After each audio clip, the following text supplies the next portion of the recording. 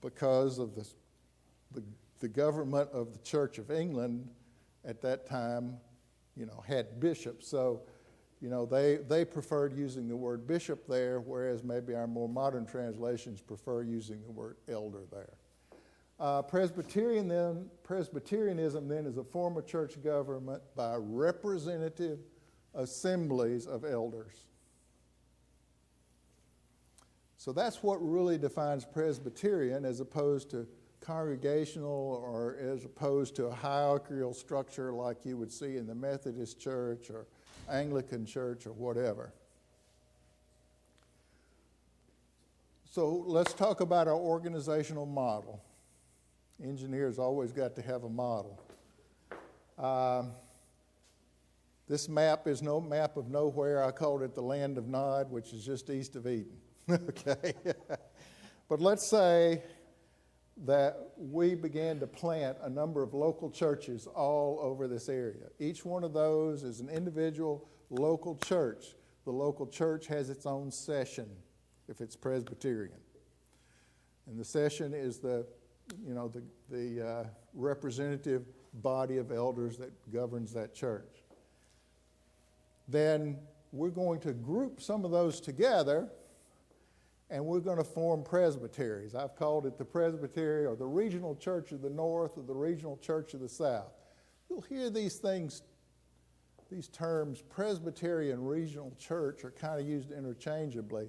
I think to be absolutely honest, accurate, the presbytery is the governing body that oversees it, and the body is called the regional church. But we call it the presbytery of the south, the presbytery of the north. That's fine. And then we're going to organize all of that into a national or international church. So you see these different levels of organization: local church, regional church, national church.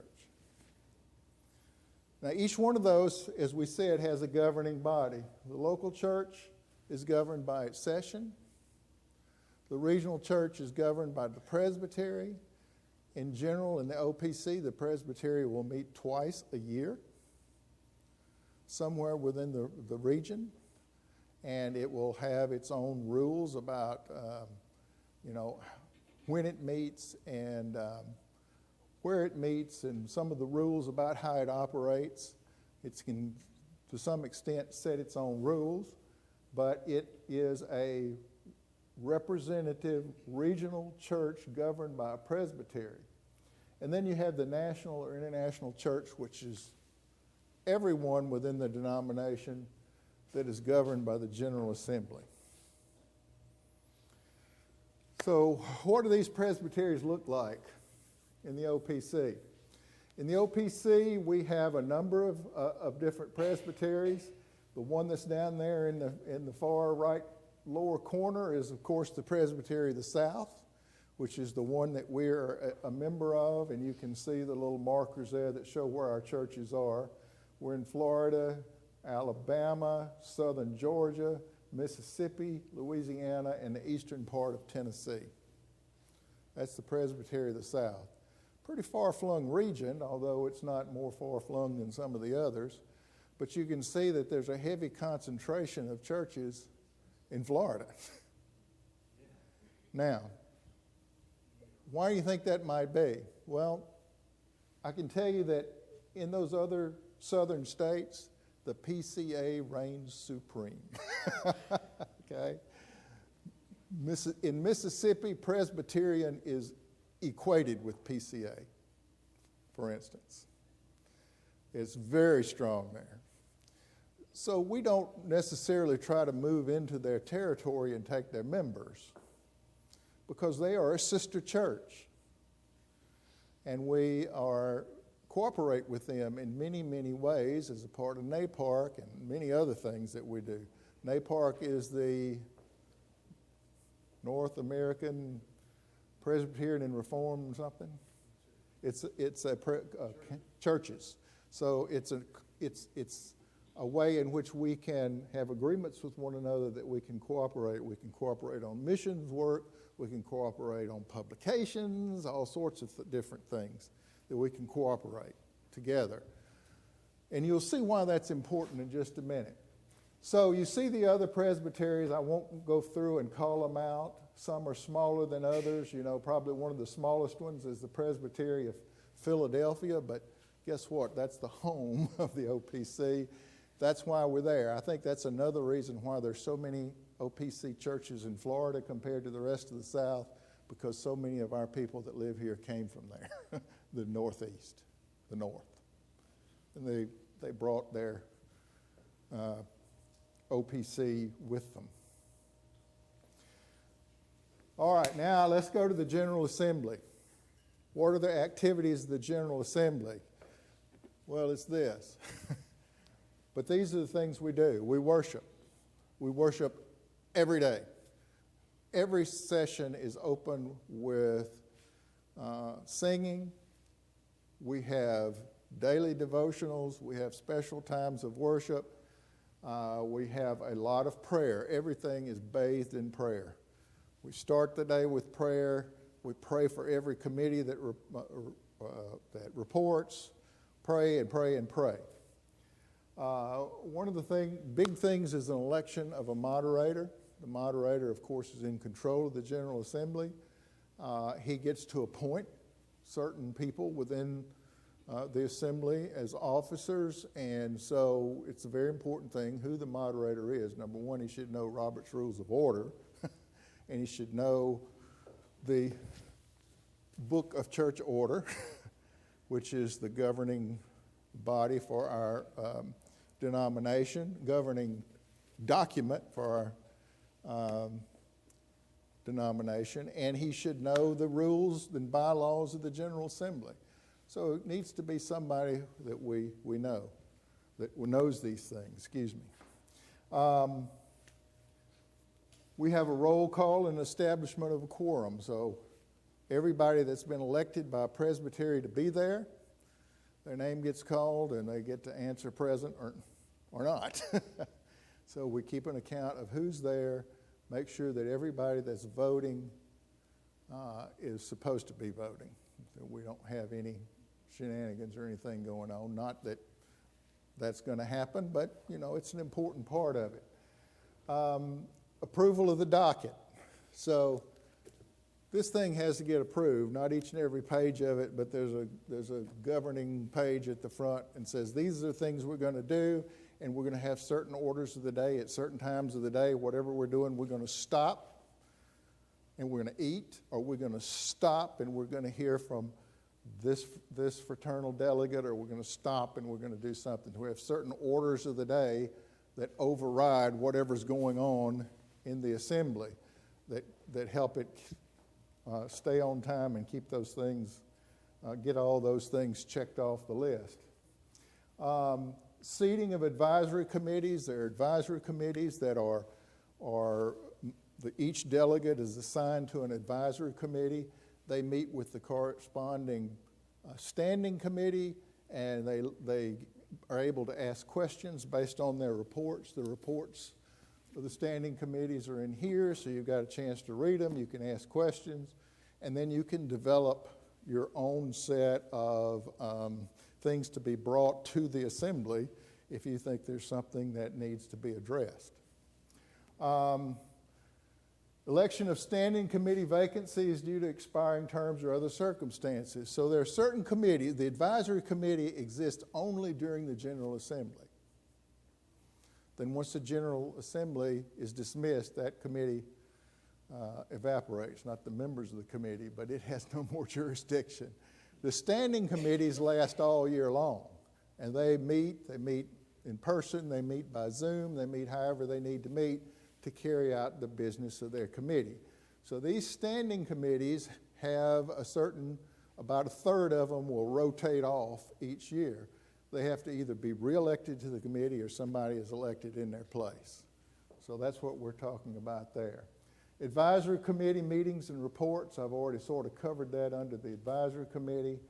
Action on recommendations from standing and advisory committees. So Standing committees can bring recommendations. The advisory committees can bring recommendations. Those can be in the forms of motions that need to be seconded. Well, if it comes from a committee, it doesn't have to be seconded, but that needs to be debated and acted on, voted up or down.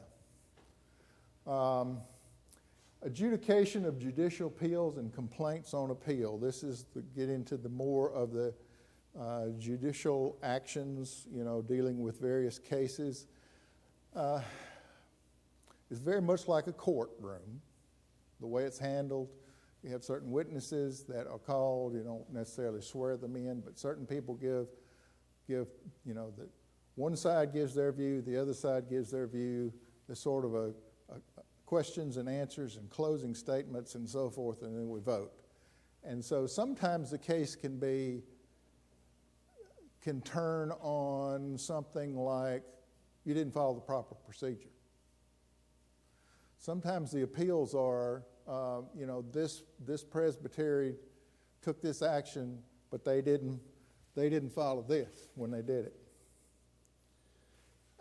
So it can be things like that, very technical things that are, sometimes you're not supposed to be looking at the personalities involved, but whether or not the process was followed.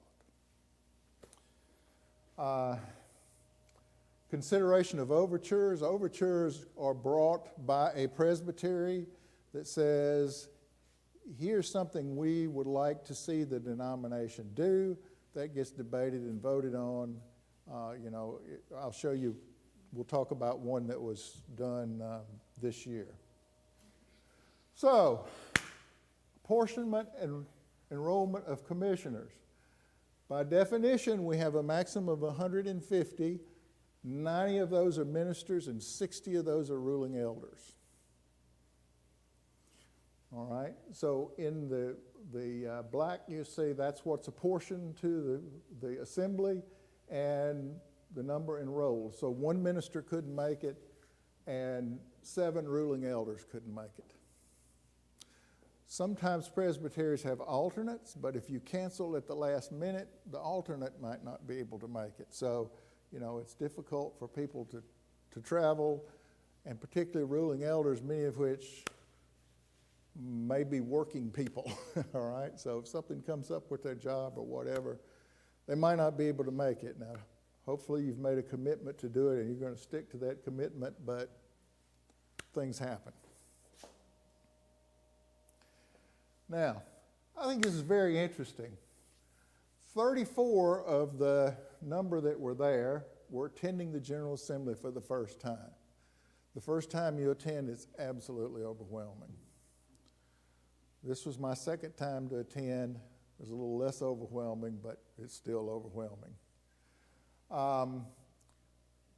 Only 21 of those were raised in the OPC. Now that's interesting, isn't it? Only 21 of the roughly 150 were raised in the OPC. So that tells you we've got a lot of people, and more specifically a lot of leadership that are coming from other traditions or denominations or whatever. Look at us in this building today. I think you would say that we would fit that category. So very interesting way to look at things, I think. The other thing is the decade of ordination. They all have to be an ordained minister or ordained elder. You'll see we had a few real old-timers there. 2% of them were ordained in the 60s. These are men that are in their 80s and 90s. Okay, they're the old gray beard, so to speak. And the decade of ordination that had the highest percentage was in the 2010. So they've been an elder or a minister, 5 to 15 years, somewhere in that range. No, 15 or so years. 2020s was pretty high. So it's not all old men here. Well, even though some of us ordained in the 2020s are old men, but it's kind of an interesting distribution, I think, of the length of time that these people have been ordained.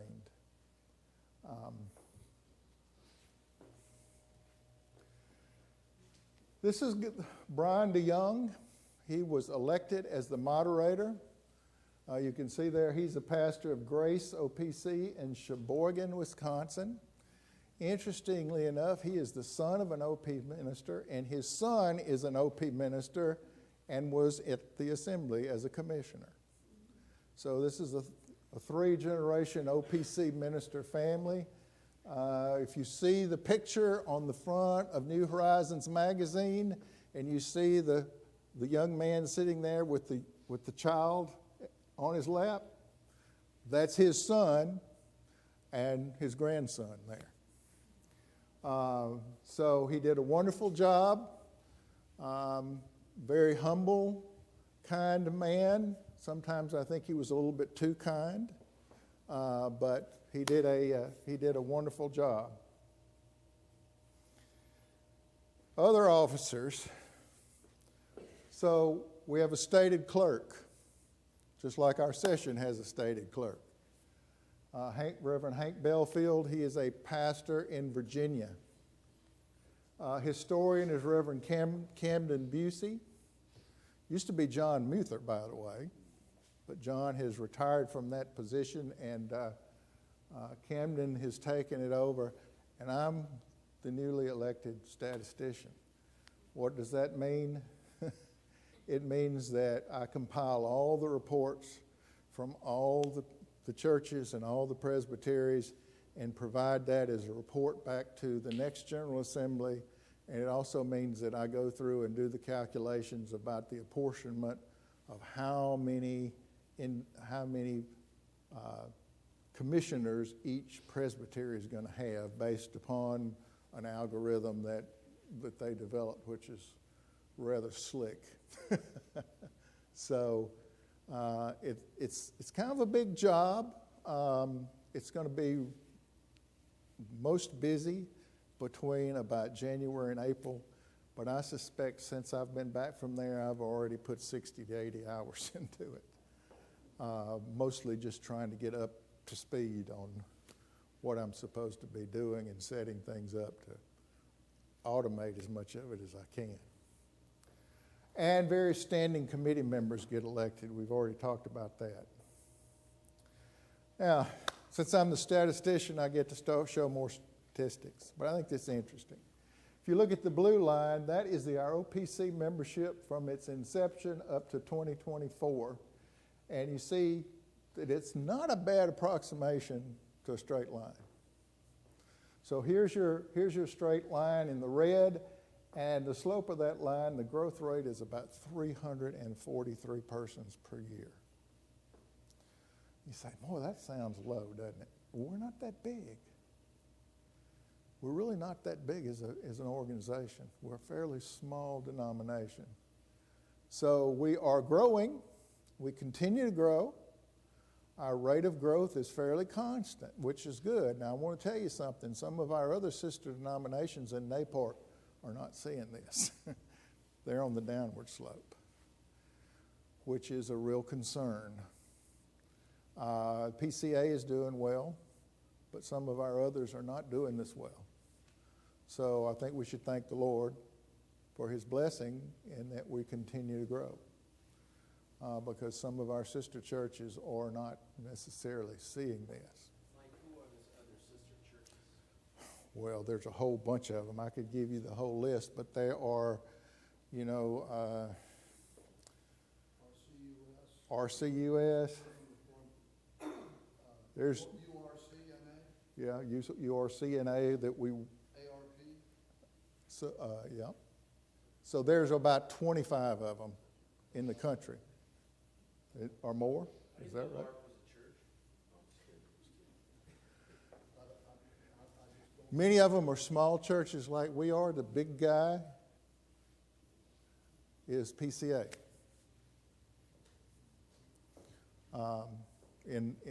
In this country. We're also part of an international organization of like-minded churches that we can cooperate with to some extent. ICRC, International Conference of Reformed Churches, or something like that.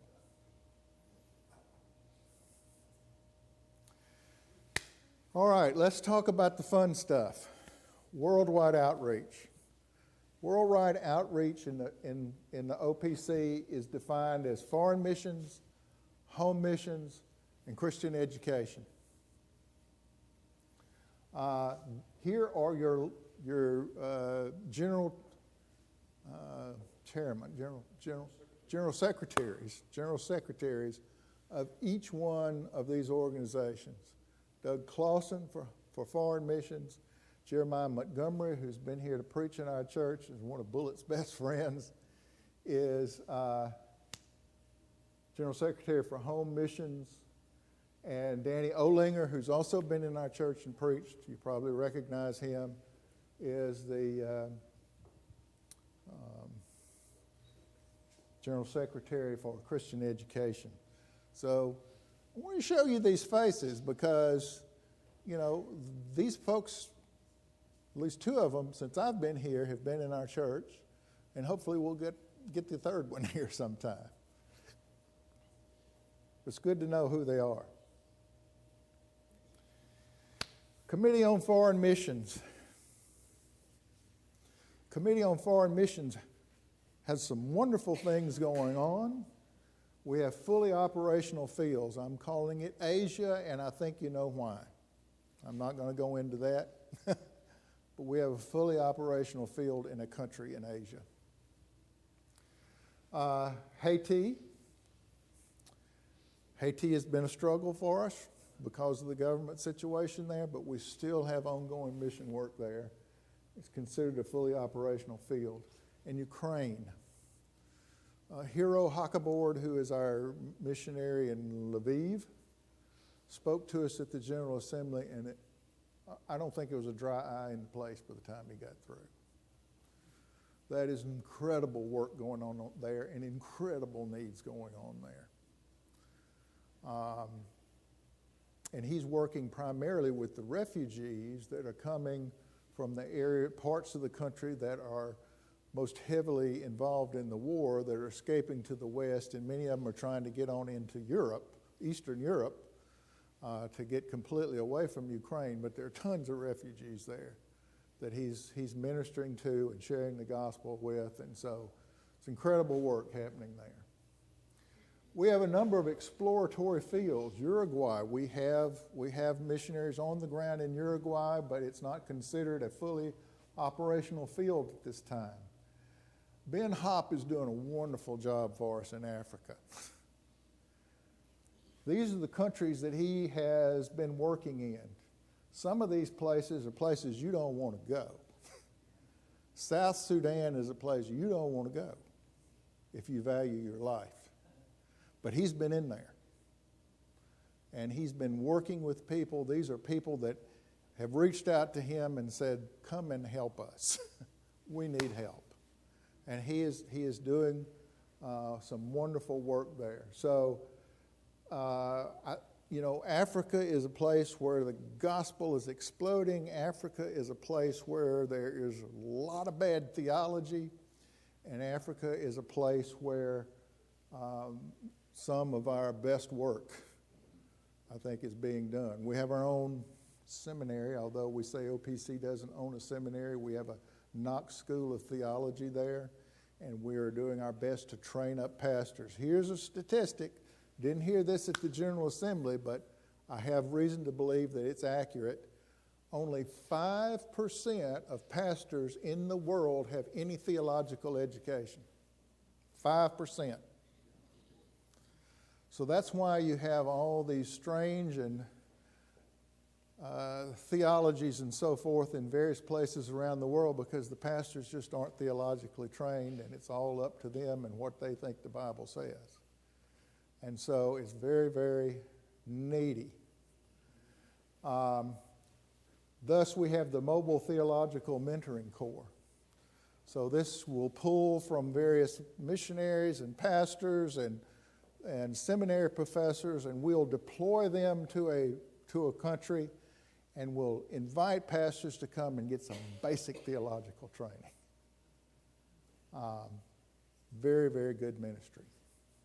Very much needed.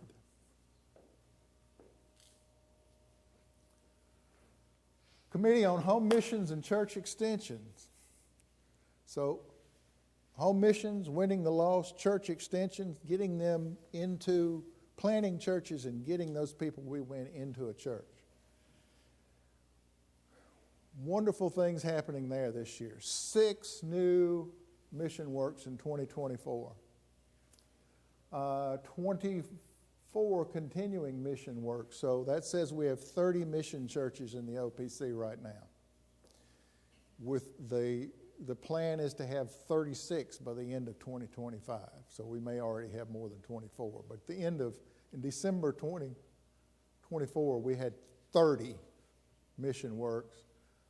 Should have 36 by the end of 2025. So we're planting new churches. We have 12 regional home missionaries.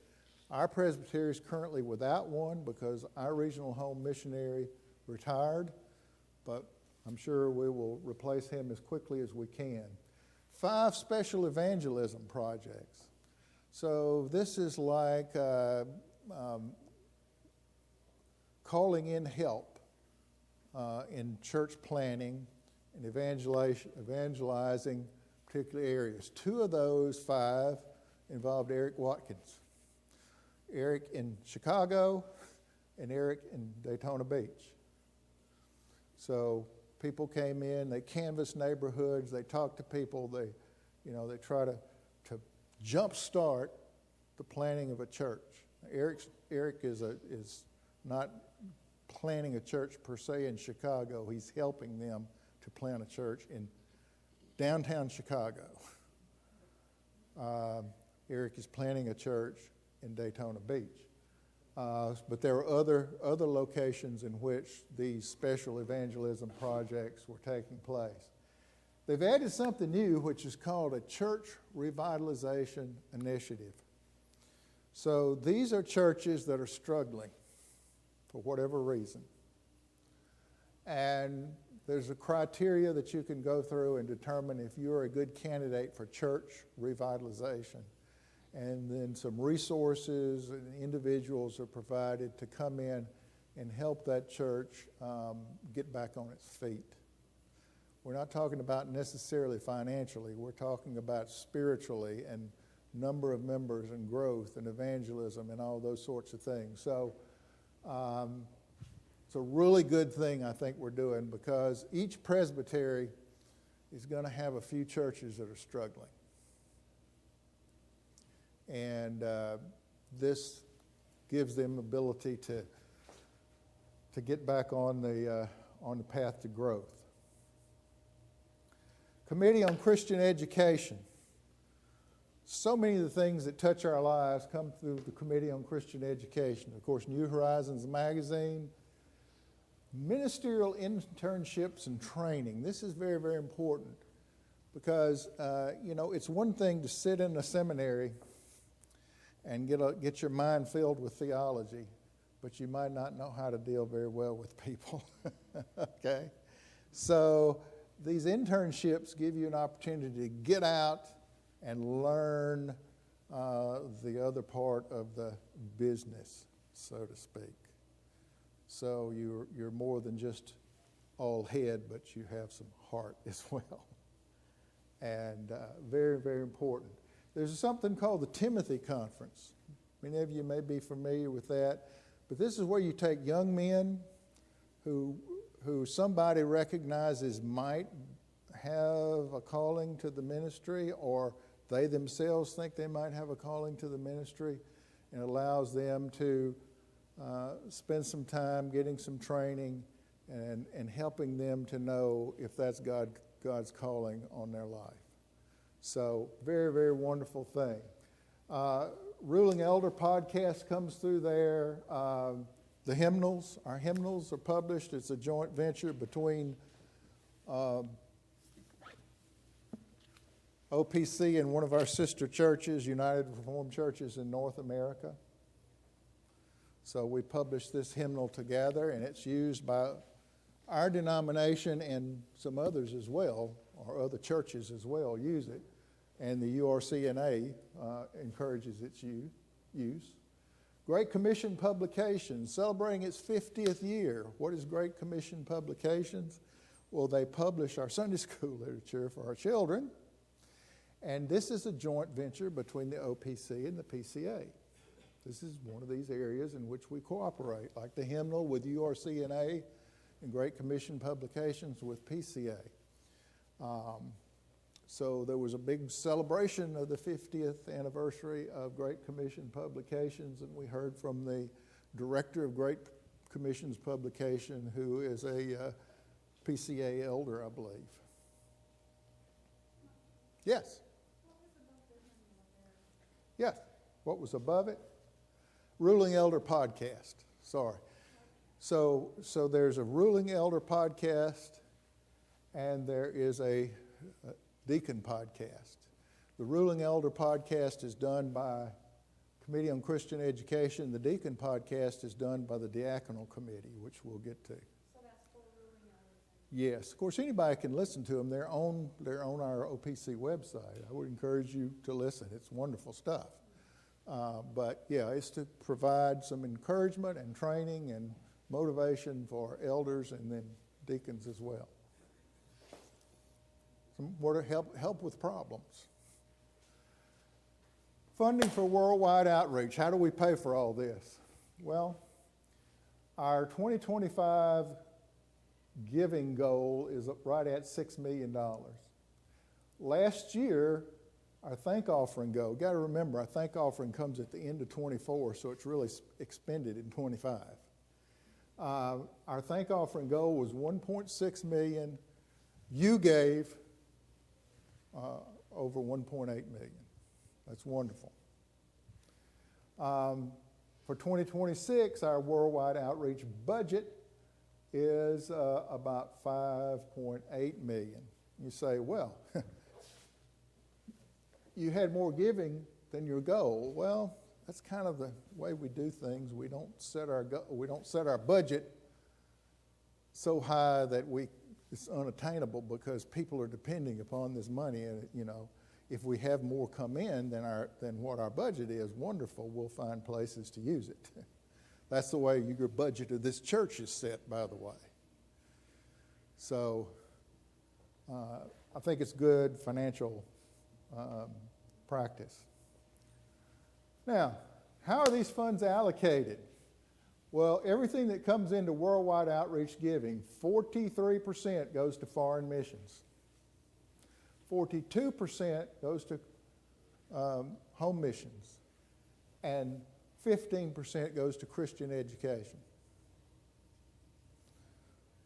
So for each dollar that goes into the worldwide outreach giving, that's how it's allocated. But, there's a huge need right now for more money in home missions.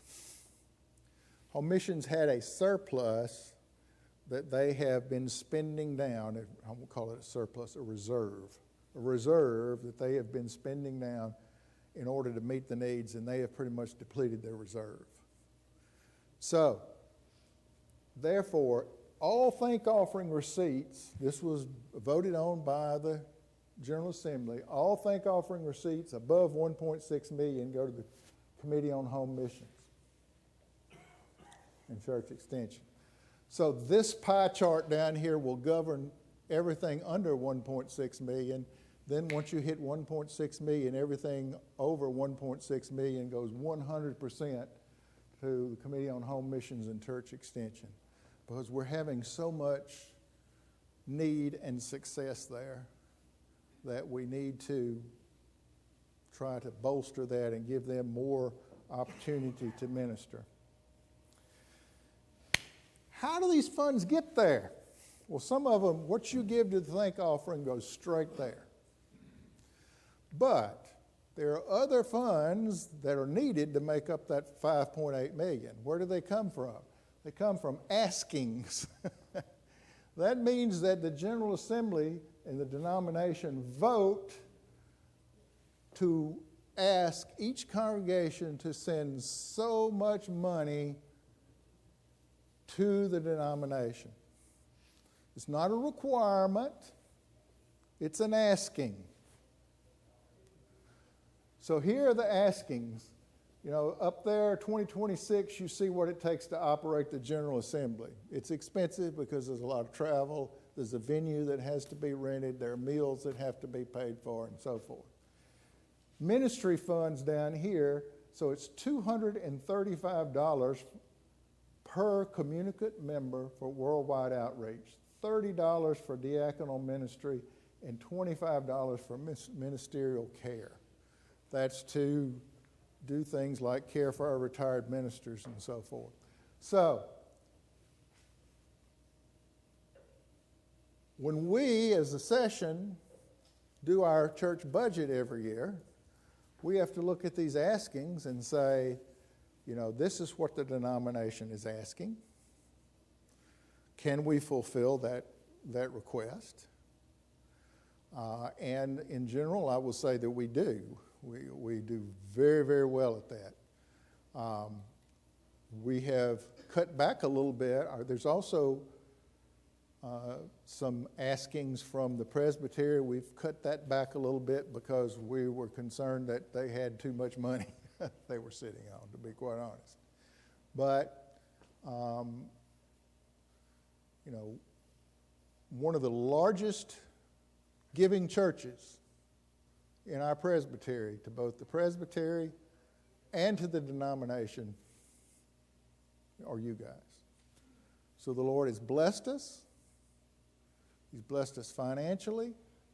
He's blessed us with wonderful people, with these facilities, and we are, you know, then in turn doing our part to cooperate with the church as a whole, you know, to carry out these Great Commission obligations. Mark, Yes. do you have any idea what percent of the total budget goes to asking? Of our church, I don't right now. Sorry, I should have looked that up. That's a good question. Well, here it is, right here. I'm sorry. So for each dollar you give to CPC, to the general fund, not to the diaconal fund, not to the building fund, not to, you know, these special funds. But if it's just a check you put in the plate or a dollar bill you put in the plate or something you do through Tithely on our website, 87% of it stays here. 10 cents of that dollar goes to the national church, to the OPC askings, and 3% of it go to the regional church. That's based on the 2025 budget. I don't know why I didn't realize that was the next slide I had, Bill. So 87 cents out of every dollar stays locally to support our own work here.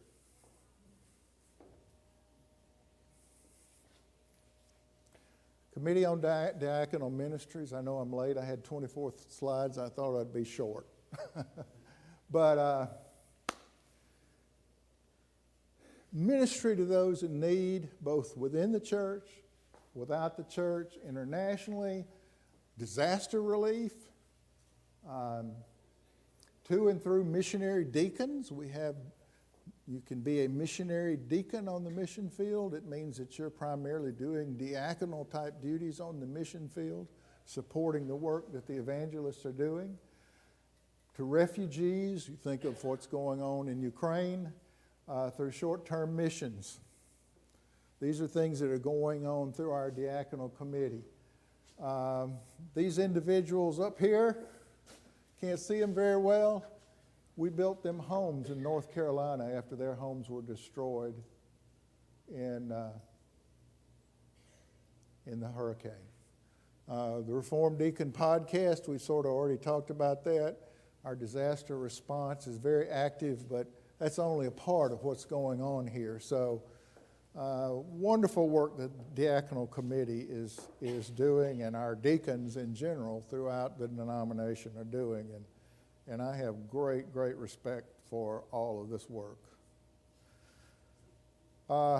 One overture. As we said, the overtures are are proposals that are put forward by a presbytery about some need that they see that needs to be addressed.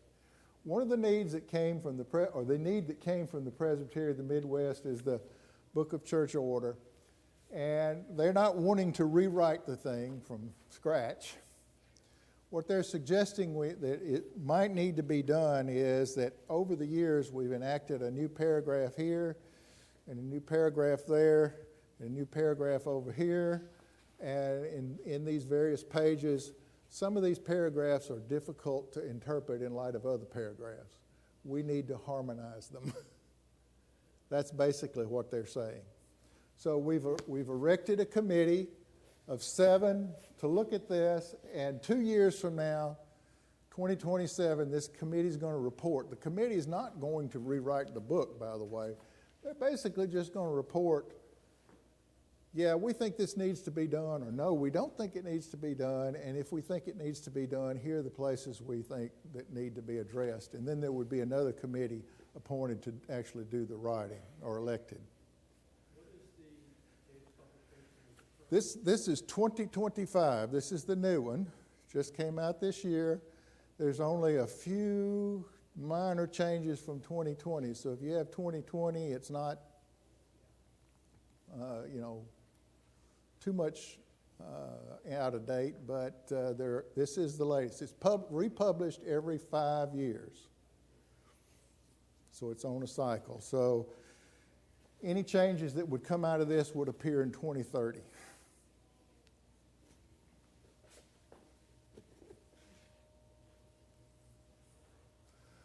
Other standing committees, briefly make you aware of these. Chaplains and military personnel. We have a number of chaplains currently in the military, serving various roles, both in the regular Army and in the reserves and guard. So it's a wonderful, wonderful ministry, and we are a part of an organization of Presbyterian chaplains that includes the PCA, and this organization provides opportunities for these military chaplains, if they can get leave from their duties, to go and meet with other chaplains and be encouraged and discuss their needs and so forth and try to develop solutions. So it's a really, really good program. Coordination is what makes this whole thing work. It's sort of like the planning committee. Ecumenicity and interchurch relations. So I came from a tradition where ecumenicity was a dirty word. But basically, ecumenicity means we are looking for churches that are of like mind and like faith that we can cooperate with, because we are very small. We are only 32,000 people in the denomination. We are small. We are a drop in the bucket. But if we can cooperate with other denominations on doing things together, and they have to be people that we are comfortable cooperating with. We're not cooperating with the Roman Catholics, or we're not cooperating with, PCUSA. But we are cooperating with other denominations that are of like faith and practice. I was on that advisory committee this year. It's a very, very, they have their eyes on churches around the world. And they're different. They go and they talk with them, and they find out, are you a good candidate for us to cooperate with? And then they'll sign agreements with those people, or have reciprocal relationships with them, so that we can do some cooperation. The tough part of the job are the appeals and complaints, and they consume an awful lot of time. There were 4 appeals and there were 3 complaints. Now, I'm not going to tell you what those appeals and complaints were, because essentially it's involving people's personal lives. And so it's always tough to deal with these things, but they're primarily disciplinary issues and trying to adjudicate those. Some of them involve just church members, some of them involve ruling elders, some of them involve ministers.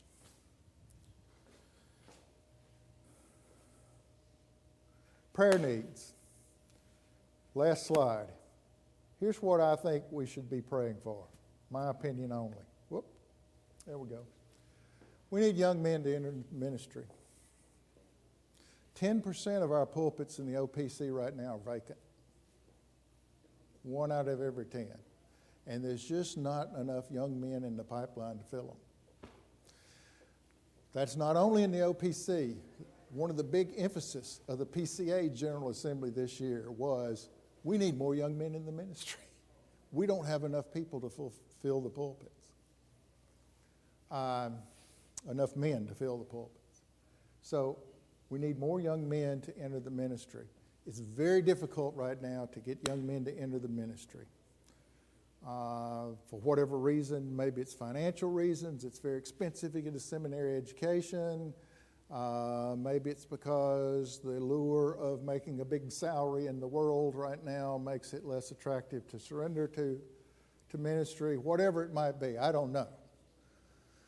But there are very few young men. It's very, very rigorous. It is very, very rigorous to go through seminary. It's 4 years to get a master's degree. Most of us get a master's degree in other fields with about 30 to 36 hours. It takes 120 to 130 hours to get a Master of Divinity.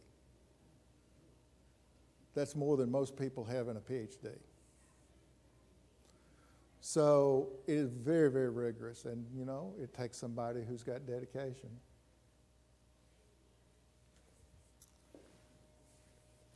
Encouragement, perseverance, and protection for ministers and their families. We ought to be lifting our pastor up, his family up, our pastors up, families up. We ought to be praying for other pastors because they are under quite a bit of attack, and it can be a difficult life. Now, I'm not saying they don't love it. I'm not saying they're not called for it. It's a difficult life. Continued cooperation with other churches to multiply our ministry efforts. We're only 32,000. If we don't continue to cooperate with others. But I want to tell you, now I didn't hear this in here. Well, let me go on to the next slide. Next thing. Continued fidelity to biblical truths in the OPC and in churches with which we have ecclesiastical relationships. I didn't detect any theological or drift in the OPC. That's not what I'm saying here. But I'm telling you, I was on the church inner ecumenicity advisory committee, and I heard it. There are a lot of our sister churches that are flirting with some really bad stuff that is going to make it difficult for us to cooperate with them. So we need to pray that we would be able to continue to do that, because we're only 32,000 people, and if we depend upon us, our efforts will be much smaller than if we multiply those efforts. Continued financial blessings of members, local churches, regional churches, and national churches so that our ministry visions might be realized. We have some wonderful leadership. We have some wonderful vision for ministry, but it takes money. It takes money. So we need to give locally. We support then the regional church. By doing that, you support not only your church, you support the regional church, and you support the national church. And then when we have our thank offering, you directly give money straight to worldwide outreach, and it doesn't get filtered through the church or the presbytery. So giving, we need money. We've been blessed, but we We could do more with more. Souls would be added to the kingdom through the ministries of the OPC. Whether that's evangelism, church planning, these chaplains, wonderful, wonderful, wonderful work that they're doing. You can imagine being in the military and the struggles that you have there with various things that are imposed on them. They're doing some wonderful work. Our diaconal ministries are just incredible. And all of these things are being used to share the gospel. And so we just need to pray that the Lord would bless us and those things would be fruitful. I'm sorry to go so long. I didn't mean to. But hopefully this gives you some idea, a bigger picture of what's going on besides just right here in Covenant Presbyterian Church. Yes, sir. Do you have any female officers? No, sir. Have any female pastors? No, sir. Stephen. You said the membership was 32,000. Is that communicant members? That is communicant and non-communicant. Okay, so like that, non-communicant, I would imagine, is probably several thousand. So when you take that out, it's lower. It's lower. I believe it's on the order of about 25,000. Okay.